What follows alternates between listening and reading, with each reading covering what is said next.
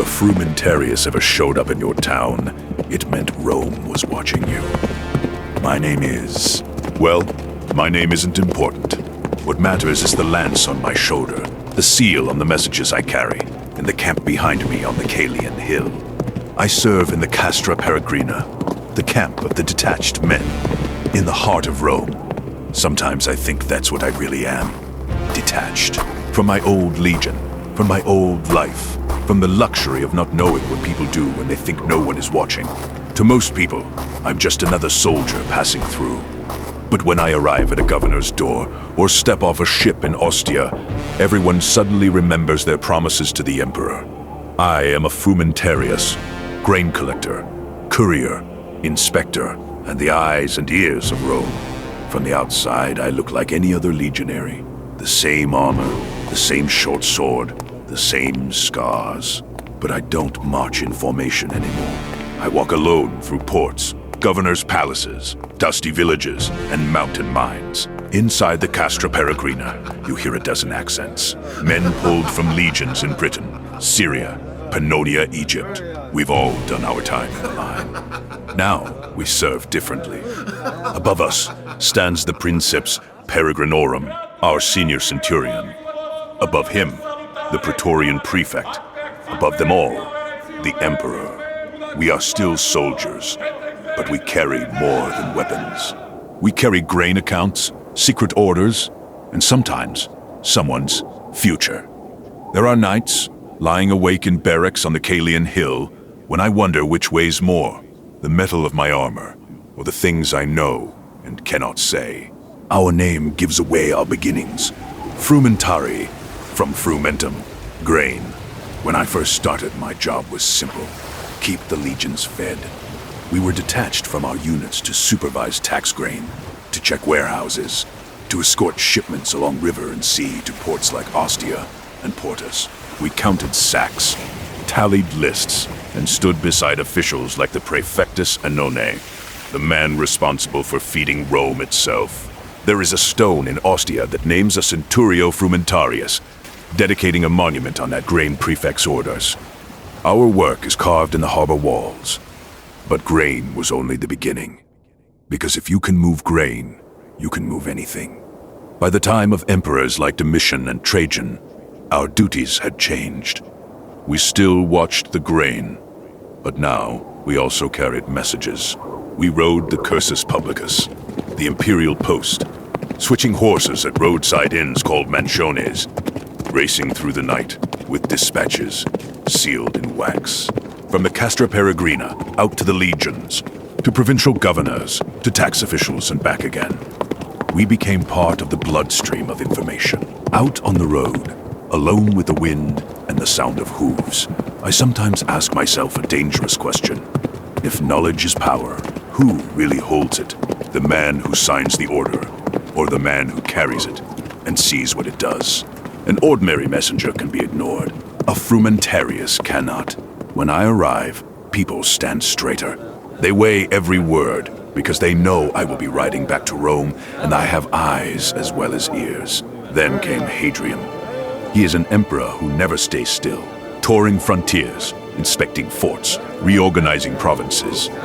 The old men in camp say he wants to know everything. The Historia Augusta hints he pried into secrets that nothing escaped him, using private agents to pierce even his friends' households. He cannot be everywhere, but we can. Under Hadrian, men like me are not just grain men and couriers. We are observers. When I am sent to a governor's palace in Numidia, I don't just hand over a letter. I watch how he lives. I see if his soldiers look well supplied, or strangely loyal to him alone. I notice if local elites suddenly have more gold than their taxes explain. Sometimes I catch myself judging them. Then I remember I, too, live off a system of favors and fear. In Rome, virtue and survival rarely march in step. When I sit in a tavern by the docks, I listen. Which names make people lower their voices? Which taxes make them clench their fists? And when I ride back through the gates of the Castra Peregrina, I bring more than replies. I bring reports, spoken, sometimes written, about how the empire really feels. Information is a strange kind of weapon. A sword cuts quickly. A report can sit quietly on a desk in Rome, and months later a man on the other side of the world simply stops being important. If you were in my place carrying those words, would you refuse an order knowing Rome never forgets disobedience? 1 month, I am in Ostia again. The smell of salt and grain dust in the air.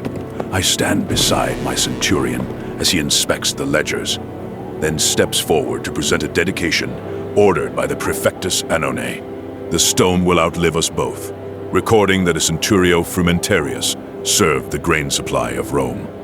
The masons carve his name, his title, his office, not the faces of the hungry he kept from starving, or the ones who went hungry so Rome would eat. Our world likes clean lines and clear titles. It has less room for the cost behind them. Next month, I ride inland to a governor's headquarters in Numidia. On his staff are men marked as ex-frumentarii, now promoted to beneficiarii, staff officers who handle law and administration.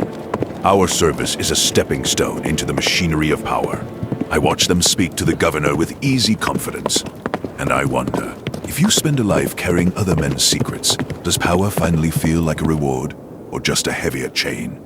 From there, I am ordered north to a mine in Rhaetia. The tunnels echo with picks and chains. My orders are clear. Guard the site. Keep the workers in line. Make sure every measure of ore is accounted for. A mine is as important to the Emperor as a fortress. Down there, where the light barely reaches, the Empire's grandeur feels very far away. You start to see Rome not as marble and glory, but as the sum of all the places it takes from. And I am here to make sure the taking continues. And then comes the assignment I dread most.